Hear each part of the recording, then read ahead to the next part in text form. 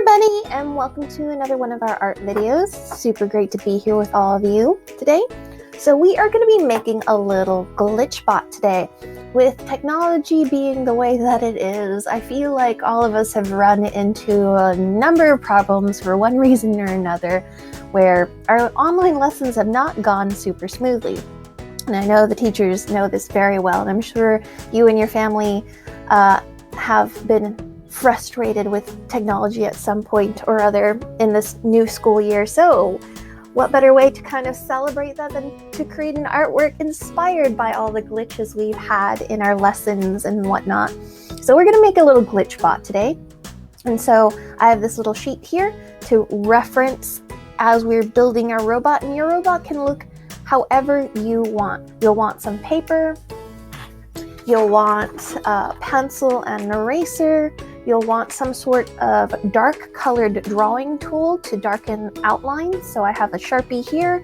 You could use a black crayon, a black color pencil or pen. And if you don't have any kind of black color, just choose a dark color. You will want also 2 colors for your drawing today. So pick 2 very bright colors in any of your coloring supplies. I would suggest not using paint. Marker is fantastic. Crayon, color pencils, or even colored pens work really well if you have fancy colored pens. My other suggestion, which is my favorite currently, or my favorite material to create with this or coloring supply, is using highlighters. So I have some highlighters here. So I'm picking blue and pink for mine. They go really well together. So if you have these highlighters, especially those that have a chisel tip, meaning it's kind of pointy and flat on one end, these are fantastic for this project. So get your supplies ready, and your artwork could look something like this. So this is the little demo that I will be making for you today. And remember, you are making your own kind of robot. You don't need to create the one that I've made, but if you're not sure how to make your own, just follow along to my example and maybe change it up a little bit. All right, let's get started, y'all.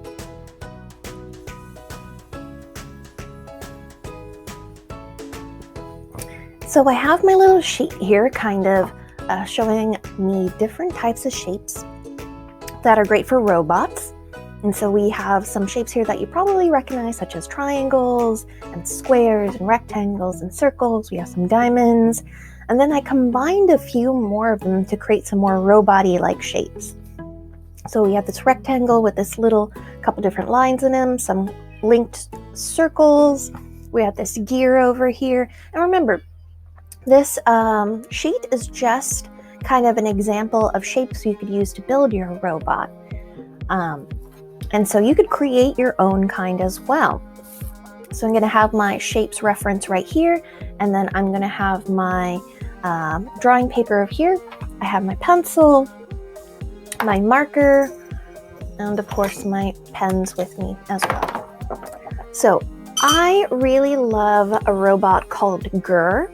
He is from a cartoon show called Invader Zim, and so I'm going to be teaching you kind of how to draw Gur. But of course, I'm going to talk you through just basic steps, and you can build your own type of robot as well. But you'll follow kind of the same steps that I do to make my robot Gur. So first things first, we need to start with a nice big head. And so for my robot, I am going to do kind of this rounded U shape here, but I'm going to turn it a little bit.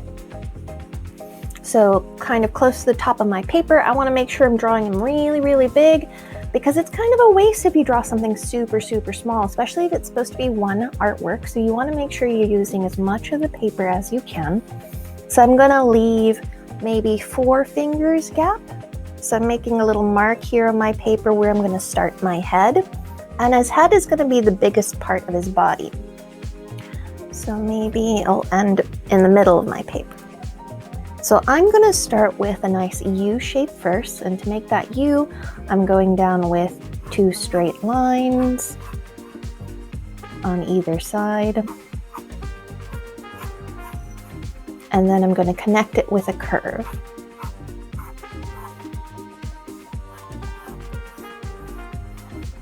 And remember to use those whisper lines.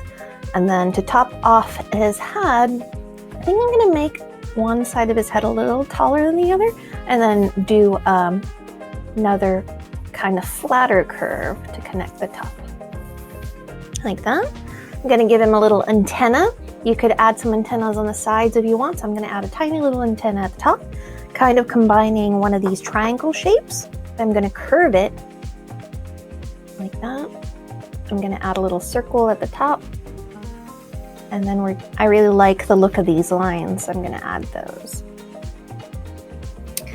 All right, so I have my head. I'm gonna give him some eyes now.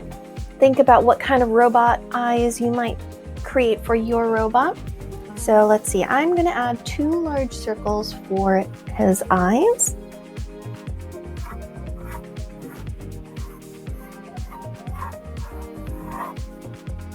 Like that. And if it's really hard for you to draw big circles, grab something that's about the size that you want and trace around it. So I have those 2 big circles now. I don't need this line in the middle, so I'm going to erase that carefully. I'm going to give it a little mouth. And Gur has this little tongue that tends to stick out, so it's kind of this cut off triangle shape. With a little tongue like that. And then we're going to draw his little body. So I'm going to make the body of Gur a little similar to what I drew up here, so that U shape once again. But this time it's a lot smaller.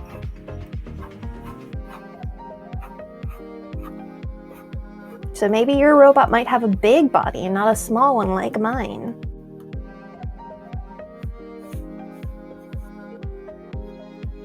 Giving him a little neck to connect to that body, making it really tiny. If this was a real robot, I feel like it would have a hard time walking around since its head was so big.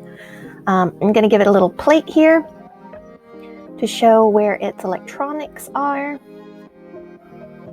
Kind of this rectangle shape. And now I have to add the arms and legs. So for his legs, I'm going to give him some little triangle legs. I'm going to curve them a little bit, like so.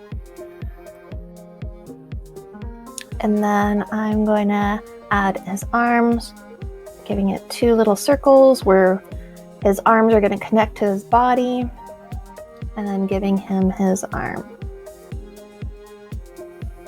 So kind of that triangle shape again, adding those curves just like I did on the antenna.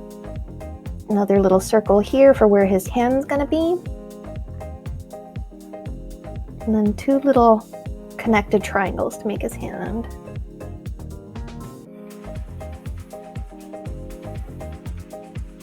And so I want this hand to look like it's waving a little bit, so I'm moving the shape a little.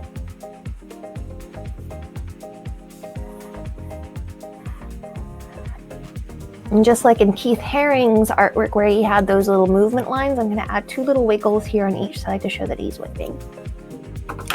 So there's my bases of Gur. And so to make him look like he's glitching out a little bit, we're going to make some little erase marks, kind of sideways, just back and forth this way, to erase some spaces on our work. So this could kind of be anywhere, but we want to make a couple little gaps in our drawing to make it look like he's gonna glitch out a little bit. So this is our first step in making our piece look like he's glitching.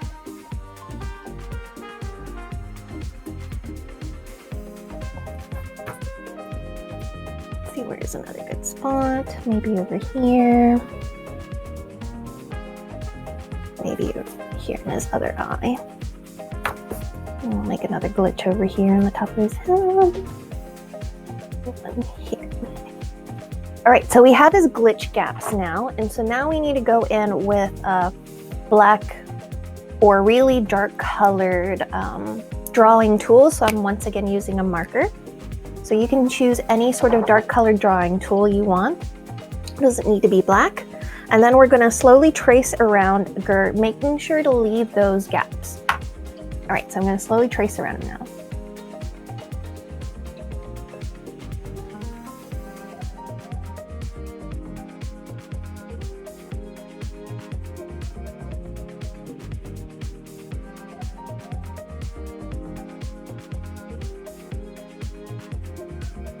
Great. So now that we have Gur ready, we're going to take our markers now. Pick one color that you're going to use first. We don't really want to switch back and forth between them, so I have my pink one first. And on every line, we're going to draw on this side that's here, so his left side, with that marker. So if I take this line, for example, I will add the pink only on this side, not this side. So we're going to trace around some of our lines, actually most of them. So I'm going to zoom in a little bit so you can see. So on the very left side of all of our lines, we're going to go right next to it and add that color. Now we want to make sure that we're not tracing over that gap, so we want to leave that gap. And so once again, the left side of this line, we're going to leave that gap.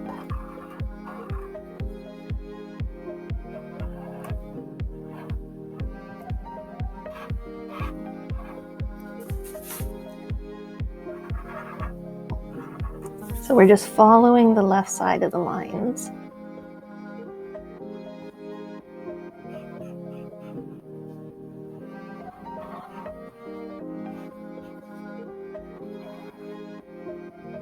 We can't forget the left side of these lines too.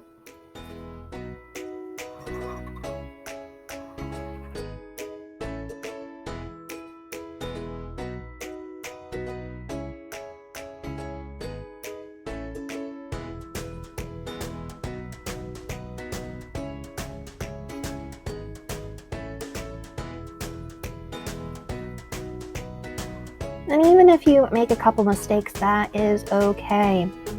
Don't worry about it too much. As long as we get that two color going, you will get the same effect.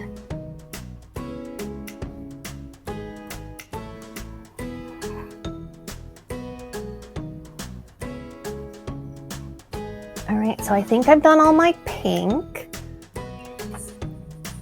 So now I'm going to go back and get my second color, my blue, and now I'm going to color just the right side of all of my lines. So now what that means is that any of the white spots left on the other side of that black line, we're just going to use that blue. So this makes it a lot easier. But don't forget to leave that gap.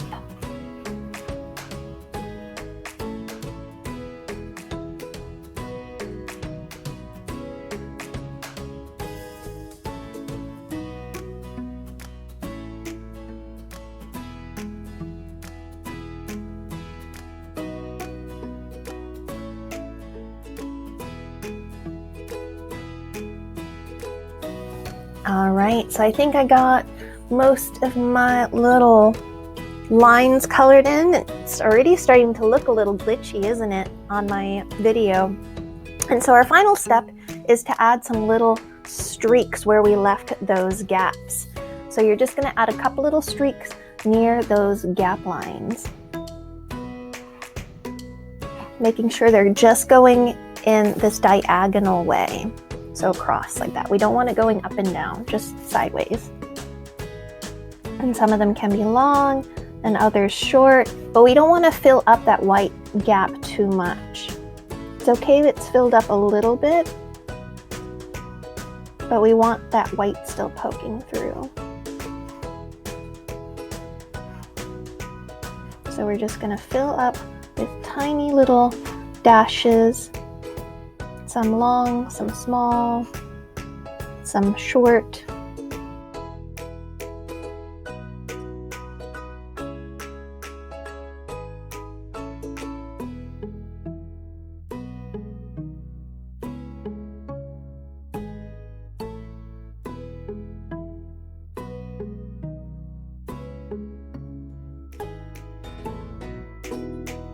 All right, and then now my final color, which is that pink.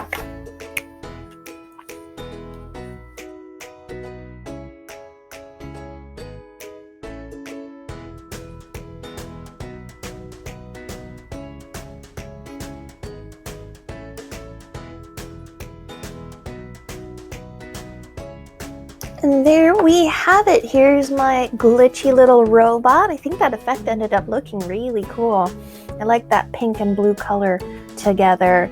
And remember, create your own kind of robot or follow along and create my little grr. It's up to you what you want to do. Remember, it's a little more special if you add your own little flair to your own artwork. And hopefully you enjoyed our little lesson today creating glitchy art. And this sort of effect you can use in any kind of drawing, really. And if you feel like you didn't leave enough little gaps, you could go ahead and add some of those lines, and then you can go in with a white piece of, a little bit of white paint and add that white back in, or you could use a correction fluid or correction tape to kind of create a little gap if you didn't leave enough of these little gaps all over. All right, everybody, I hope you enjoyed our lesson creating our Glitcbot. Until next time, I will see you all later. Make good choices, y'all. Have a good one. Bye.